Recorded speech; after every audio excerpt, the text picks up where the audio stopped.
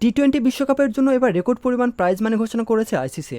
গত আসরে আইসিসির প্রাইজ মানি ছিল $56 লক্ষ, যা বাংলাদেশি টাকায় 65 কোটি টাকা। গত আসরের চেয়ে এবারের আসরের প্রাইজ মানি প্রায় দ্বিগুণ করে ক্রিকেটের সর্বোচ্চ নিয়ন্ত্রক সংস্থা আইসিসি। এবার এই সংখ্যাটা দাঁড়িয়ে $11.25 মিলিয়ন, অর্থাৎ 132 কোটি টাকা করা হয়। এবারের আসরে চ্যাম্পিয়ন ও রানার্স আপ দল পাবে মোটা অঙ্কের অর্থ। চ্যাম্পিয়ন দলকে দেওয়া হবে $45 মিলিয়ন, যা বাংলাদেশি টাকায় 29 কোটি টাকা, আর রানার আপ দল পাবে $1.28 মিলিয়ন, যা প্রায় 25.5 কোটি টাকারও বেশি। সেমিফাইনালে বাদ পড়া দুই দল পাবে মোটা অঙ্কের টাকা। দুই দল পাবে 9.24 লাখ টাকা করে।